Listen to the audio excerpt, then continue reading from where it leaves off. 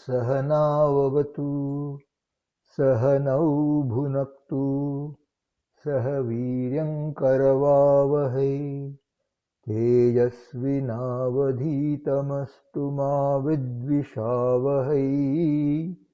Om Shanti Shanti Shanti. We are reading from the book Sadhana Panchakam by Swami Dayananda Saraswati, which is a commentary on the Sadhana Panchakam, which is a set of 5 verses composed by Adi Shankaracharya, which contain instructions for the sadhaka, the spiritual seeker. They are 8 instructions per verse, for a total of 40 instructions. We are currently in the middle of discussion of verse 5. So we will first chant verse 5, read the complete translation of verse 5 and then continue. Ekante sukhamasyatam paratare chetas samadhiyatam purnatma susamikshatan jagadidam तद्बाधितं दृश्यतां प्राक्कर्म प्रविलाप्यतां चितिबलान् नाप्युत्तरैश्लिष्यतां प्रारब्धं त्विह भुज्यताम् अथ परब्रह्मात्मना स्तीयताम्. May you sit in a posture that is comfortable. Withdraw your mind from everything else and bring it to focus on Param Brahma. May you see the truth of the self as Purna Atma, the undivided knower, known knowledge as unfolded by the Shastra. May you sublate this world through correct understanding of Brahma and Atma. May your previously accumulated karma thereby be dissolved through knowledge. May you remain unaffected by any new karma performed in the remainder of this life. May you enjoy the prarabdha karma in this body, in this world. After the fall of the body, may you abide as Brahman, the limitless, as Ishvara for the world. Next section. Ability to be with yourself. As we have seen, this nididhyasanam is done only after Shravanam and Mananam and takes some time. Therefore, ekante sukhamasyatam. May you sit in a posture that is comfortable, withdrawing your mind from everything else. Ekanta means you are the limit for a place. In other words, no one else is there. It is a situation where you are ekante, alone. Sukhena asyatam. May the body be placed in a comfortable posture. This is ekante sukhamasyatam. Ekante also includes a certain preparation. Otherwise, ekanta will feel frightening and lonely. That ekanta itself implies that there should be a certain maturity, an ability to be with yourself. Even if there are 100 people sitting there in the morning meditation, do you feel that so many people are around you? You have to say no. Because if you say yes, that means your meditation is upon the other people. Even though there are many people around you, your mind is elsewhere. Your mind is committed to what you are doing. Actually, the truth is that you are always ekanta. The reason why you experience this ekanta and meditation, in spite of all the people around, is because everybody is doing the same thing. Suppose one person is reading, one person is chanting, another person is hammering a nail or fixing up a variety of things with a lot of noise and so on. Then another person is doing yoga asanas, and when he stretches, his feet touch you. And yet another person is sleeping. You may think that at least he does not disturb anyone. No, when he starts snoring, he definitely disturbs. If you find that when all the people are doing one thing or another, then naturally there is no ekanta. There is only anekanta. As long as everyone is doing the same thing, it is ekanta. Therefore, you do not require to go somewhere else as long as others are pursuing the same thing. That becomes ekanta. Next section. Bring the mind to the limitless. Paratare chetas samadhiyatam. May the mind be brought to Parathara, that which is Param, limitless. This is a reference to Param Brahma, Paramatmani. As we have saw, there are 2 ways of doing this. Shabda Anuviddha Savikalpa and Drishya Anuviddha Savikalpa. The first of these we have already discussed. In the second, Drishya Anuviddha Savikalpa, you chant Om or some other chant. You hear Om, there is awareness of Om, and that awareness itself is exactly what you are. It is invariable, it has no limitation.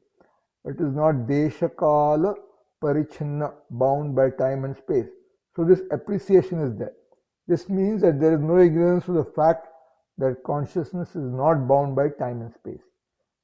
That is what is called Samadhana or Drishya Anuviddha Savikalpa. Any object perceived by you through a sense organ is called Drishya.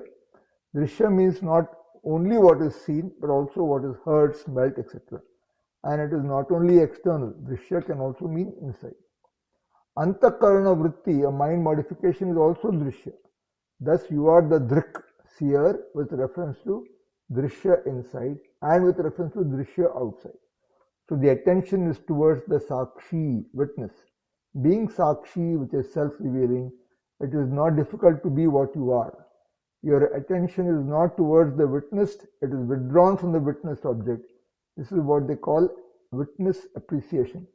When you withdraw your attention from the witnessed, you are already the self-revealing witness, known as Drishya Anuviddha Savikalpa. No matter what object you confront, it does not mean anything because you withdraw your attention from the object. Even if you hear someone sneezing, it is not a problem. So you can meditate on a Drishya, object of perception, or a Shabda, word, or even a Rupa, form, which means that you can also meditate with eyes open. Drishya really means Rupa. So Rupa is Drishya and Shabda is Drishya. Even Sparsha, Rasa and Gandha are Drishya. So you can practice all of them. Sparsha is touch, Rasa is taste, Gandha is smell. This is what is called Drishya Anuviddha Savikalpa Samadhi. Samadhi means meditation, contemplation. It is Savikalpa, differentiated, because there is a person who is doing all this with reference to an object. The knower, knowledge known is there, but attention is withdrawn from the gnayam, the object, to the self. And the self is self-revealing. This contemplation with Shabda Anuviddha Savikalpa and Drishya Anuviddha Savikalpa is possible only because you have done Shravanam and Mananam. Otherwise, it's only a practice of looking at this or looking at that. So until Shravanam Mananam is done, we practice only Dhyanam. Dhyanam at least helps you to enjoy a certain composure and also to get grace through surrender to Ishvara. All these things are very beautiful. Therefore, first Dhyanam and then Nididhyasanam. But the latter is only after doing Shravanam and Mananam. Seeing yourself as fullness. Purnatma Susamikshatam. May you see the truth of the self as Purna Atma, fullness. To achieve this, Paratare Chetas Samadhiyatam. The author says Purnatma Susamikshatam.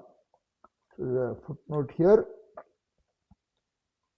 Sushta Samyak Ikshatam Susamikshatam. Samiksha means seeing as it is unfolded by the Shastra. Purnatma means any known object is non-separate from you. The knowledge is also non-separate from you, and the knower is yourself. Jnatra Jnana Gneyam, knower, knowledge, known. All three of them are one and the same, you alone. In this manner, may the Purnatma, that is Purna Atma, that is unfolded by the Shastra and which is completely freed from all doubts through Mananam, be recognized again with the help of the words of the Shastra. In this way, Purna Atma is seen to be I. So Purna Atma is non-separate from you. This Purna Atma is indeed Param Brahma. May you recognize this Brahmatma, the limitlessness of the Atma. You are the same Chaitanya Atma, Satchit Atma alone, both with the world and without the world. Without the world, you are Satchit Atma. Even when any vritti thought is there, the Chaitanyam is yourself, and in the vritti there is an object. This object is also non-separate from the Chaitanyam and this Sadatma. Because Purna Atma is the limitless self, it becomes the Adhishthanam, the basis, the truth of the Jagat world. Any Jagat that you confront is the Adhishthanam itself, which is you. Understanding the world as Mithya. In this way, Jagadidam Tadbadhitam Vrishyatam. May you see the entire Jagat as Badhitam, sublated, negated. Negation or sublation is removal of the Satya Buddhi, the idea that something is real. For example, when you see the pot, there is a perception, a pot perception. This is a pot. If the pot is destroyed, then you have eliminated the pot from your vision. But here, you do not need to remove the pot from your vision at all. Instead, you remove the pot by the appreciation of clay. Before the pot came into existence, it was clay. Even now it is clay. In this way, the pot is sublated by your appreciation of the clay. Badhita means it does not have a reality of its own. Seeing the pot itself, you sublate the pot because it has no independent existence. Similarly, seeing the Jagat, you sublate it. The world is nothing but yourself. In the first example, clay is separate from you and pot is also separate from you. When seeing the Jagat, you see that. The clay, the pot, everything is myself. If that is understood properly, then anything you confront is Badhita. Now you can understand why you need not be afraid of the world. There are those who say, Dukkha Atmakam Jagat. The world is full of pain. Therefore, you should go and sit under the Bodhi tree. But the Bodhi tree is also Jagat. They say the world is Mithya, but full of pain because they do not acknowledge Satyam. However, with the vision of Brahmatma, the Jagat is sublated by the Brahma Buddhi, which means that you do not need to have a special situation for contemplation. What a beautiful thing. So there is no condemnation of anything. Even New York City is okay. You can do the sublation right in the middle of Manhattan. Jagadidam tadbhaditam drishyatam. A Jivan Mukta. Living with this vision is called being a Jivan Muktaha, one who is liberated while still living. From here on, the discussion is about a Jivan Muktaha. Jivan Mukti is very clear. You should see world as sublated, for which you should see yourself as full, complete, Purna Atma. Unless you see yourself clearly in this way, the world will not be sublated. That is the problem we have discussed, known as Viparita Bhavana, habitual erroneous notion. Therefore, you should do Nididhyasanam to eliminate the Viparita Bhavana. Then you are a Jivan Muktaha. So now what does the Jivan Muktaha do? Next section. Karma is dissolved by knowledge. Prakarma pravilapyatam. May the previously accumulated karma be dissolved. Prakarma means sanchita karma, karma that was gathered previously. It is karma that is accumulated in your account, all the fixed deposit. Pravilapyatam, let it be dissolved. To dissolve it, you need not immerse the prakarma in the Ganga. There is no immersion ceremony. Jnana Ganga, the river of knowledge will take care of it. Therefore, you need not do anything. All the karma is also badhita because it no longer has a doer associated with it. With the doer absent, Atma is Purna Atma. Purna Atma performs no action. In fact, it never performed action.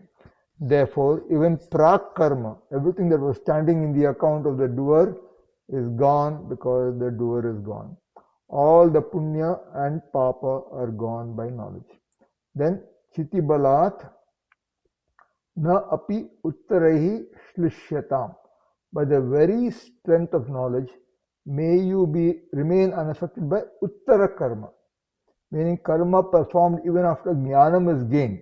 You'll be doing karma, but because of the strength of your knowledge, you are not affected by that karma. Why? What is that knowledge? It is the knowledge that you are not the doer.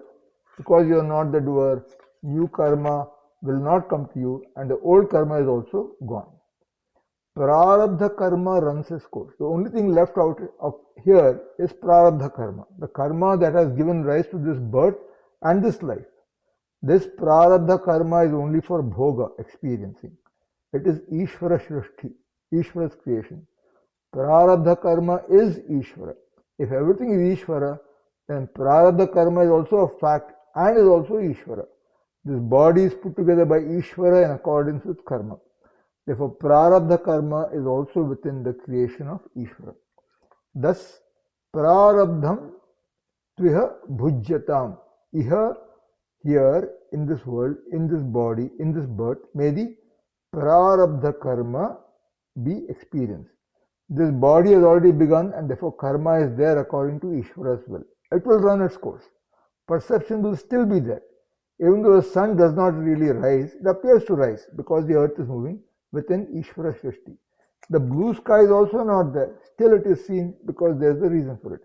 Similarly, even though there is no karma for the Atma, prarabdha karma is still there because this body was created by Ishvara according to karma. Therefore, it has to run its course. If you say, I don't like this body, that means you take yourself to be the body. You cannot say, I am Purna Atma, but I don't like the body. Likes and dislikes have no role to play here. It is Purna Atma with a physical body. The body is a mere luxury. It is like infinity plus one. When something is a luxury, there is no problem. There is no feeling of, no, I don't want luxury. This I don't want feeling is already gone because you are Purna Atma. So you simply enjoy whatever is there. Abiding as Brahman. Atha Parabrahmatmana Sthiyatam. After the fall of the body, may you abide as Brahman. Atha means thereafter. First he said Prarabdham Tviha Bhujyatam. Let the Prarabdha be enjoyed by you. And then what? Prarabdha is over now. All the bhoga enjoyment is over, or experiencing is over. Prarabdha is over. So the sthula sharira, gross body, is gone, dead gone. The subtle body is also not there because the causal body, which is self-ignorance, is already gone. Therefore, karma is not there. Ajnanam is not there. The subtle body is not there. And this gross body is also gone back into its own elements. Only Parabrahma Atma is now left out. Parabrahmatmana Sthiyatam means may you be forever in the form of Parabrahma Atma.